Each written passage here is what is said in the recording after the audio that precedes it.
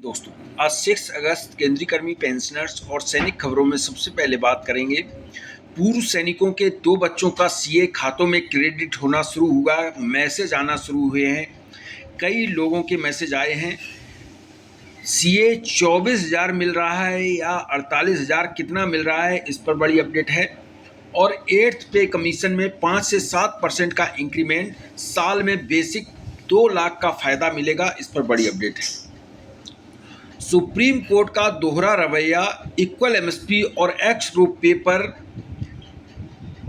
Supreme court का दोहरा रवैया देखने को मिला है। छुट्टी जाने वाले जवानों के लिए रेलवे आरएसी में बदलाव, इस पर बड़ी अपडेट है। और पूर्व सैनिकों की नई भर्ती निकली हुई है, इस पर बात करेंगे। तो सबसे पहले पहली खबर, जो कि अच्छी खबर है। पहले ही मैंने बताया था कि अगस्त महीने में पैसा खातों में क्रेडिट होगा और वो क्रेडिट होना शुरू हो गया है सीए का। ये देख सकते हैं, एक मैसेज आया है। एक पेंशनर्स हैं जो कि लांस नायक नीरज सिंह हैं, जो कि आगरा से हैं, उत्तर प्रदेश से। इनका मैसेज आया है, your account has been credited for by salary of ₹24,000 on 5/8/2026। 5/8/2026 यानी कि कल ही इनके खातों में क्रेडिट हुआ है। और ये सीए जो है, 2 बच्चों का इनका 24,000 क्रेडिट हुआ है, यानी कि इनका जो सीए आया है वो 24,000 ही आया है। जो सरकार ने कहा था कि 2 बच्चों का जो सीए है वो डबल कर दिया गया है, डबल नहीं मिला है। डबल क्यों नहीं मिला है? क्योंकि वे पेंशनर्स जो एक्स सर्विसमैन हैं, जिन्होंने 1 नवंबर 2025 के पहले भरा है, उन्हें मात्र 24,000 ही आएगा। 1 नवंबर के बाद भरने वालों का ही डबल होगा, क्योंकि रक्षा मंत्रालय ने पहले ही इसके लिए एडवाइजरी जारी कर दी थी।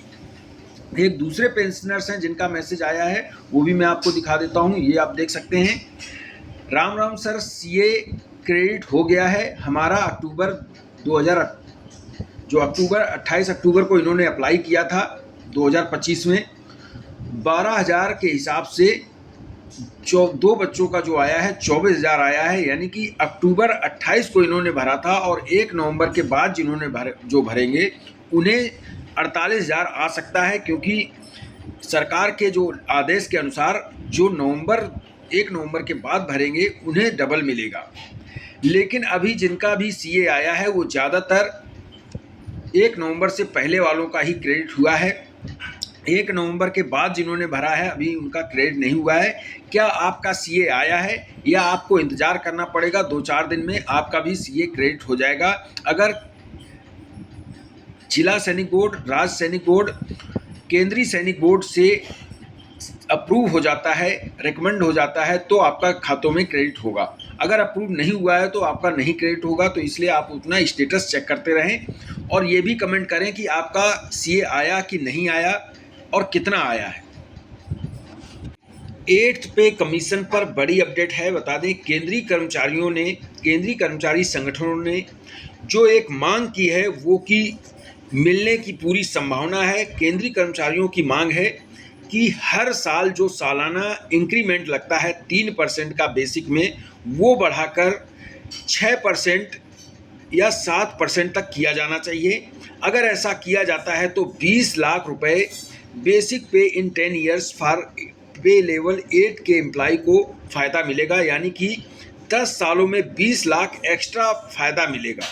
अगर ये मांग पूरी हो जाती है, और ये मांग पूरी होने की संभावना है, क्योंकि कई एक्सपर्ट मानते हैं कि 3% का मामूली इजाफा, अब इतनी महंगाई में जब बेसिक पे इतना ज़्यादा हो गया है, तब 3% कुछ भी नहीं है। 6% करने की पूरी संभावना है।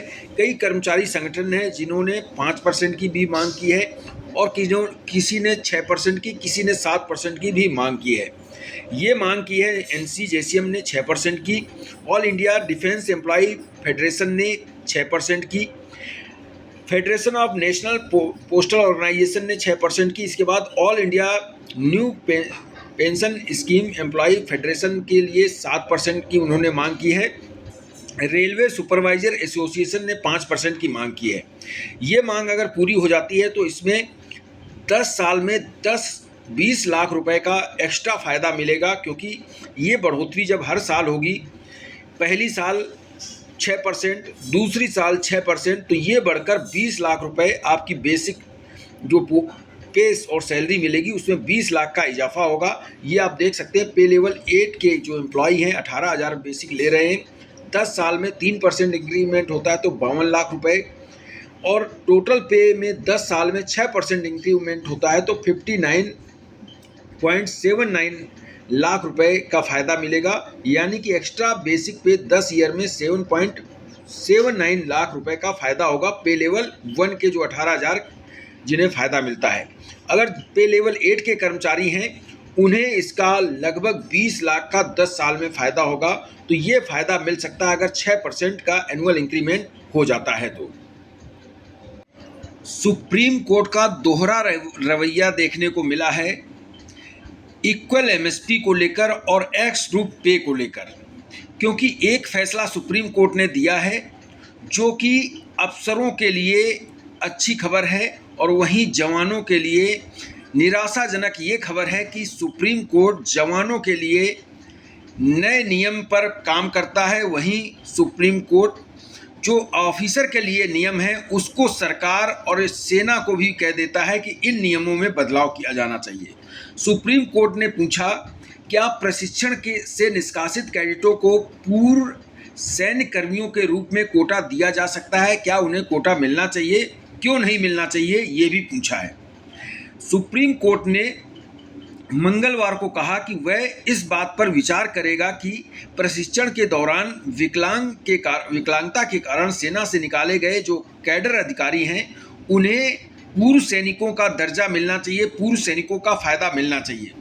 यहाँ पर नियम ये है कि ऐसे कर्मचारी जो जल्द से जल्द रिटायर हो जाते हैं उन्हें पूर्व सैनिक का दर्जा नहीं मिलता है, ना पूर्व सैनिक का कोटा मिलता है, क्योंकि वो प्रशिक्षण में ही रिटायर होके और चले जाते हैं। लेकिन यहाँ पर नियम में बदलाव करने के लिए सुप्रीम कोर्ट ने खुद पूछा है कि क्या इसमें बदलाव हो सकता है। तो आप समझ सकते हैं सुप्रीम कोर्ट का दोहरा रवैया। एक तरफ एक्स ग्रुप वाले कह रहे हैं कि हमारी मांग ये है कि हमें प्री और पोस्ट में ना बांटा जाए, हमें एक समान पे दिया जाना चाहिए, क्योंकि किसी की भर्ती के आधार पर उसे अलग नहीं किया जा सकता, ये जवानों का कहना है। लेकिन सुप्रीम कोर्ट इसमें ढीला रवैया दिखाते हुए अभी तक उसमें सुनवाई पूरी नहीं हो पाई है और ये केस भी लटका हुआ दिख रहा है। मिलिट्री सर्विस पे जो इक्वल की मांग की गई थी उसमें जवानों का ये कहना था कि पूर्व सैनिक जो हैं, चाहे आर्मी, एयरफोर्स, नेवी के हों, ये सैनिक जो हैं उनको रिस्क जो अलाउंस है मिलिट्री सर्विस पे वो बराबर मिलना चाहिए, क्योंकि बेसिक पे तो ऑलरेडी सभी की अपने रैंक के हिसाब से है। अफसर को बेसिक पे 2.5 लाख मिल रही है, वहीं जवानों को 18,000 रुपये और 23,000 रुपये। जब ऐसी बेसिक पे में अंतर है तो फिर क्यों ना मिलिट्री सर्विस पे जो इक्वल है इक्वल किया जाए, जिससे कि रिस्क अलाउंस में कोई भेदभाव नहीं होना चाहिए, क्योंकि सबकी जान की उतनी ही कीमत है जितनी ऑफिसर की है। लेकिन इसमें सुप्रीम कोर्ट ने इस केस को रिजेक्ट ही कर दिया था। दिल्ली हाई कोर्ट में भी केस रिजेक्ट किया गया था। तो ऐसे मामले में सुप्रीम कोर्ट अफसरों के लिए नियम को नया बनाने के लिए कहता है, वहीं जवानों के लिए उनकी जायज़ मांगों को भी रिजेक्ट कर देता है, ये बोलकर कि ऐसा नियम है।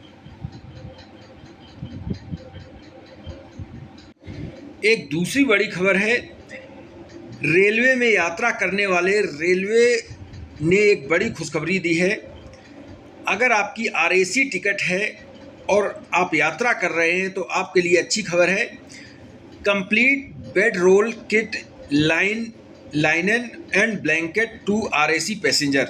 4/8/2026 का ये रेलवे बोर्ड ने लेटर जारी किया है। कई सैनिक जब छुट्टी जाते हैं तो उनकी टिकट जो है वो आरएसी रह जाती है, जिसकी वजह से वो या तो बैठ नहीं पाते, बैठने की भी जगह मिलती है तो उसमें उनको बेड रोल किट नहीं दिया जाता, जबकि जो उसमें रेलवे को पैसा है वो पूरा मिल जाता है। तो ऐसे में अब रेलवे पर दबाव बनने के बाद रेलवे ने जारी किया है कि कंप्लीट बेड रोल किट दी जाएगी आरएसी पैसेंजर को। जो आरएसी में यात्रा करते हैं उन्हें अलग से बिस्तर पूरे दिए जाएंगे, जो उसमें बिस्तर दिए जाते हैं सभी आरएसी पैसेंजर को। इसमें AC class, AC chair car दोनों शामिल हैं। तो ये इसमें अच्छी बात की गई है कि इसमें अब आरएसी में भी जो बेड किट जो है वो दिया जाएगा।